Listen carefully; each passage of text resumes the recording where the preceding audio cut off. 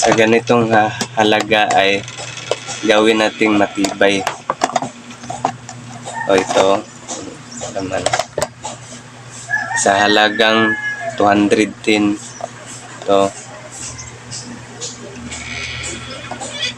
ay gawin natin tong matibay at pwede na sa ilalim ng tubig.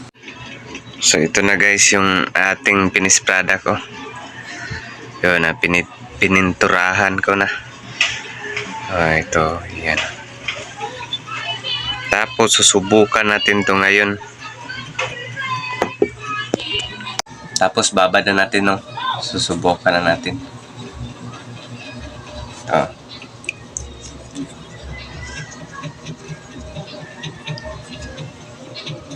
Yan. Babad yan ng mga 1 oras dyan.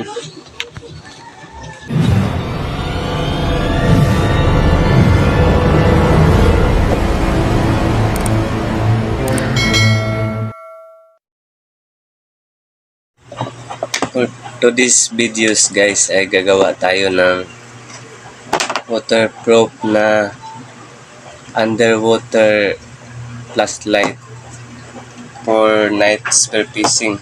Bumili kami ng simple na flashlight. To murang-mura lang to. Gawin natin tong underwater para sa sa night spear fishing. Sa ganitong halaga ay gawin nating matibay. O ito naman sa halagang 210 to ay gawin natin tong matibay at pwede na sa ilalim ng tubig. Bali ito ang gawin natin. Bali ang gagamitin natin ay ito lang marine epoxy. 2 to. Pag halo-haloin mo lang yan. Ito lang at saka itong bottle na to. Ito lang natin gagamitin para makagawa na tayo ng underwater flashlight para sa night spear fishing or para sa spear fishing underwater. Ito na natin gawin ay ito, puputulin natin to.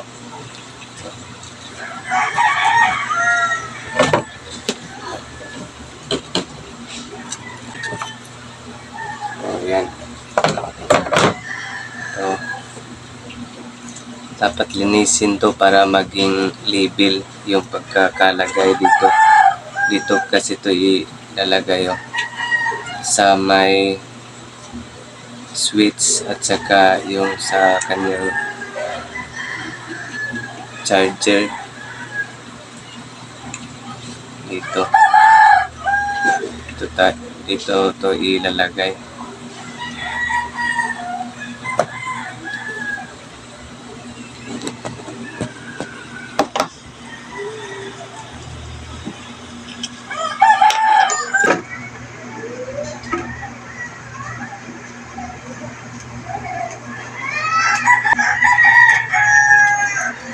Yan. Pwede na to. Tapos sunod natin gawin ay mag-mix tayo nito. Marine epoxy.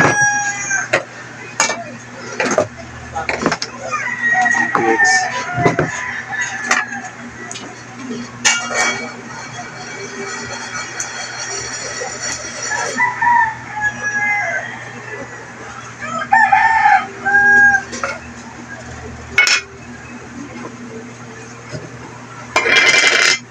Dapat ito may pangkuha kayo na ganito at saka meron din sa isa Kasi pag hinalo niyan,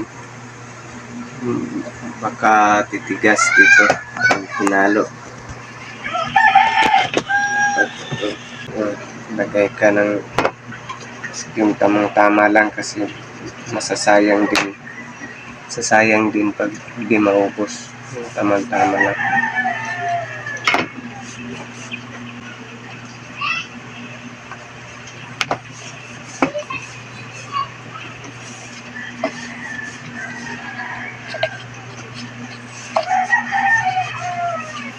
Gaano kalaki yung sa itim, yun din yung sa puti para mas maganda yung kinalalabasan.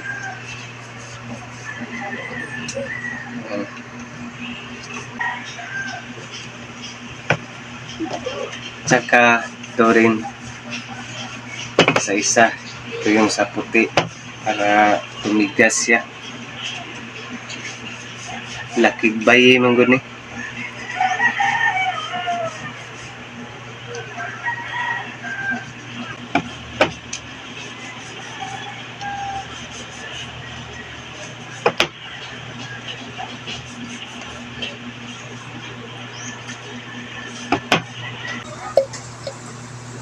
Yan.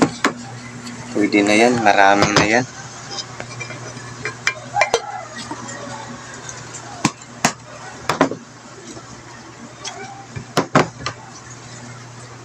Ito na, paghalo-haloin na natin to. Ito. Ayan o. Haluin ito natin ng maigi para mas maganda yung kinalabasan.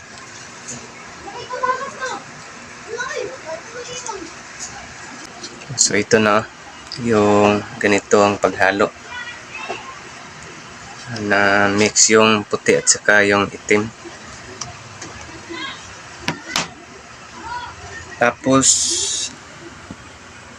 sunod natin gawin ay ito na.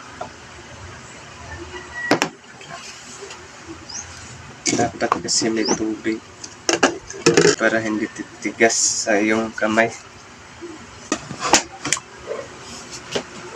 So next ito. Bali ito yung pantakip sa switch at saka yung sa charger. Dito i-charge.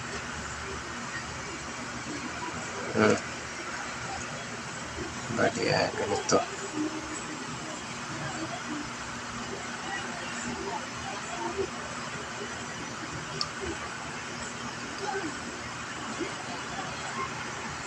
So ayan, simulan na natin sa paglagay.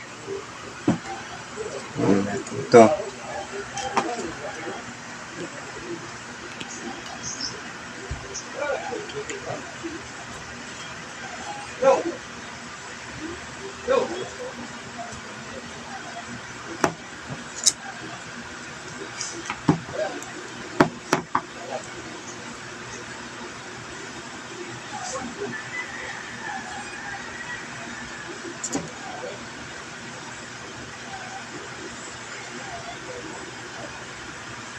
Sa halagang murang-mura ay matibay na. Matagal to lubat to na flashlight. Dapat kailangan may tubig kasi para mas malambot yung pagkakadikit nito.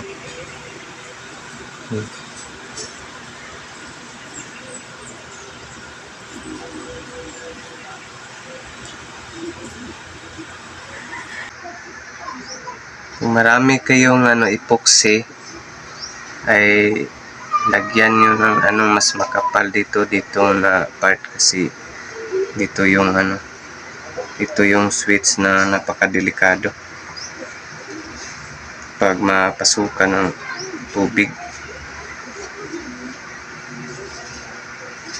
Lagyan ng makapal para mas matibay, mas makapal, mas matibay.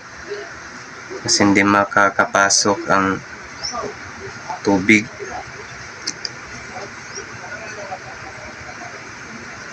Yan o. Hanggang dito lang kasi yung takip dito to ano, ito yung panghigpit. Kunin natin tong may ano dito, sumagyat.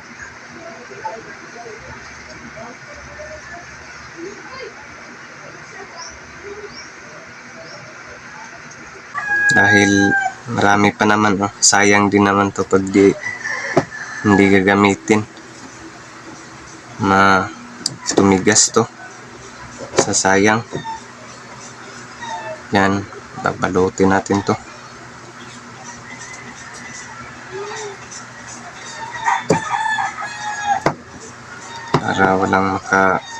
Para safety talaga, walang makakapasok na tubig, para hindi masisira yung flashlight natin.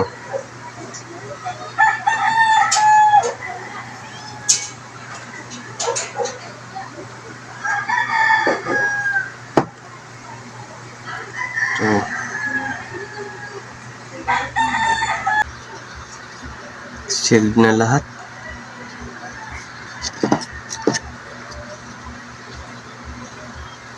So ito yung tubig, ito yung nagpapalambot niya, para mas magandang tingnan siya.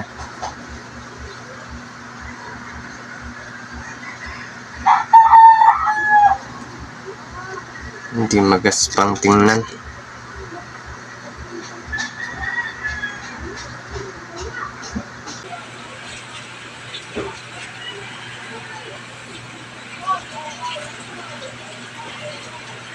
Ayan. Hayaan muna natin itong tumigas at susubukan natin ito mamaya. Pag tumigas na, try natin sa ilalim ng tubig. Tayan lang natin itong tumigas at matry na natin ito. 2 hours later. So ito na guys, so yung aking nilagyan na ng epoxy, tumigas na. Ito. Yan. Gagawin natin ngayon ay sprayhan natin to ng yung Pilox. Pipinturahan natin to. So gusto ko na kulay ay yung itim. Pero bago ang lahat ay lagyan muna natin to ng cover para hindi mapinturahan. Ito.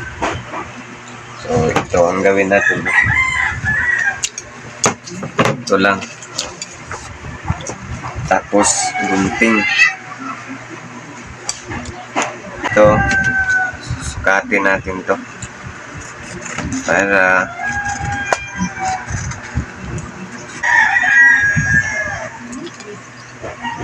ayan. Tapos gawin natin na lagyan natin ng konting tubig para dumikit dito.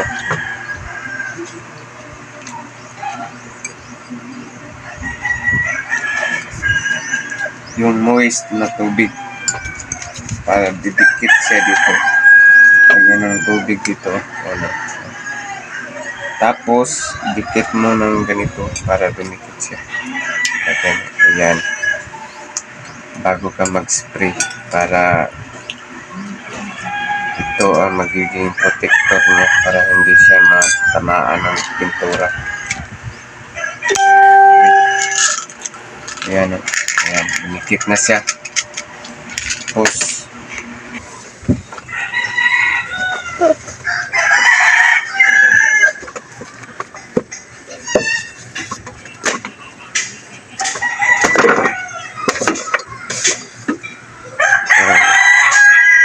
so ito na, sprayan na natin ng ito, Pilox.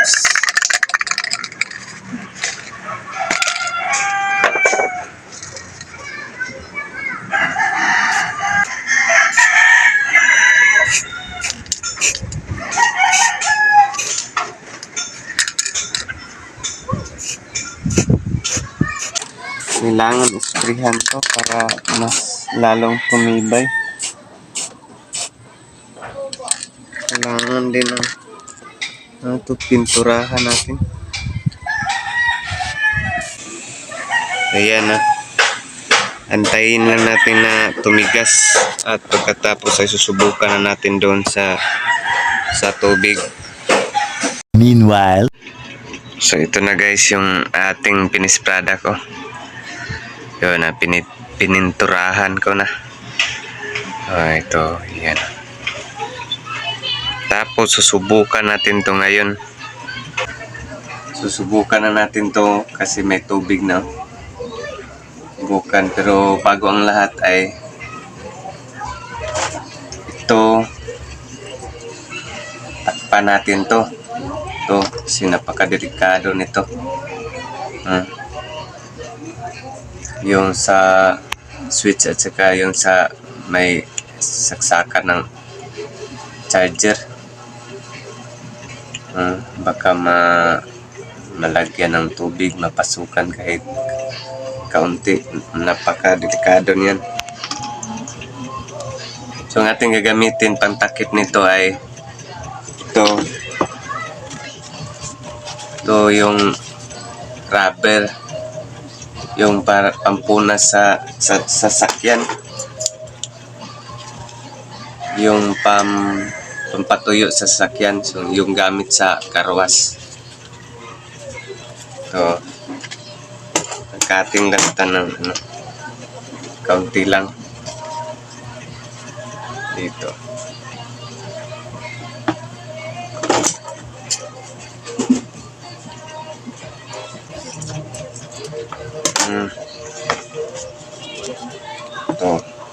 Dito natin ilagay ito kasi ito ay nagsilbi na siyang umaabsorb pag kung sakali may pumapasok na tubig dito. Yan, na-absorb niya. Yan.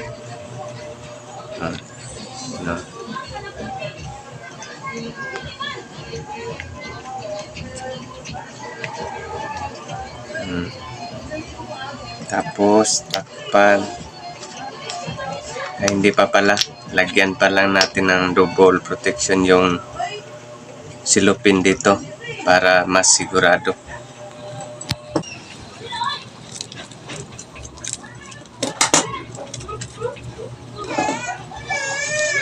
Yan, ito lang.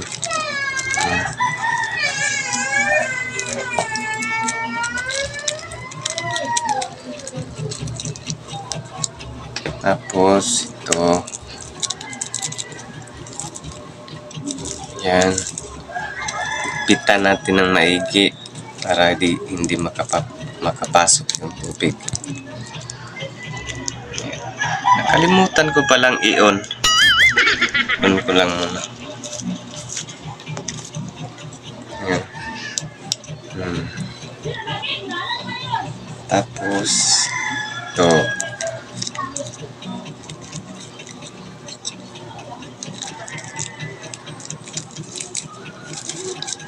yan.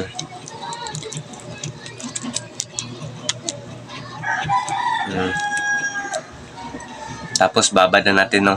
Susubukan na natin. Ito.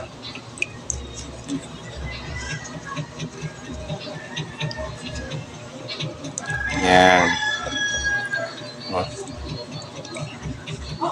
Babad yan ng mga 1 oras dyan. Ayan, no? Yan, no? Mura na.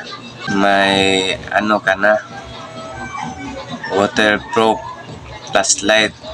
Mula sa ordinary yung flashlight ay ginawa nating waterproof dahil napakamura nito, pero malakas to at saka matagal malubat. At kung nagustuhan nyo to ay paki-subscribe naman at paki-share, paki-like and share naman. Yan, ang ilaw ka ng mga alimasag. Thanks for watching. Please like, comment, share, and subscribe.